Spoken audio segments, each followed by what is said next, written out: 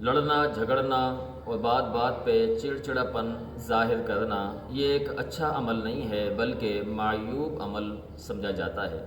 ہر معاشرے کے اندر، ہر مذہب کے اندر جھگڑالو انسان سے لوگ کٹتے ہیں، دور رہتے ہیں۔ آج لوگوں کے قریب نہ ہونے کی سب سے بڑی ایک وجہ یہ بھی ہے کہ انسان جھگڑے کو پسند کرتا ہے۔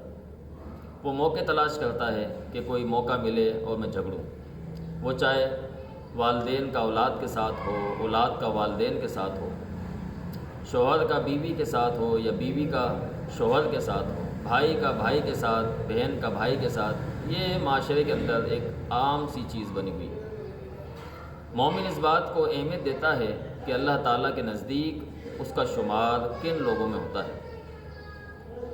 حدیث کی کتاب صحیح البخاری حدیث نمبر 4257، راویہ حدیث امی عائشہ رضی اللہ تعالیٰ عنہ فرماتی ہیں کہ پیارے پیغمبر علیہ الصلاۃ والسلام نے فرمایا، انا ابغض الرجال الی اللہ الالد الخصیم۔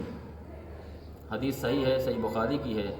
فرمایا کہ اللہ رب العالمین کے نزدیک سب سے زیادہ برا، سب سے زیادہ ناپسند انسان وہ ہے جو جھگڑالو ہے۔ جھگڑالو انسان اللہ تعالیٰ کے نزدیک سب سے زیادہ ناپسندیدہ شمار کیا جاتا ہے۔ جب اللہ کے نزدیک ہی اس کا شمار غلط ہوگا تو محترم سامعین کیسے جو ہے اس کی دنیا کے اندر اور آخرت کے اندر نجات ممکن ہوگی۔ لہٰذا اس عمل سے بچیے، خود بھی اور اپنے احباب کو بھی بچائیے۔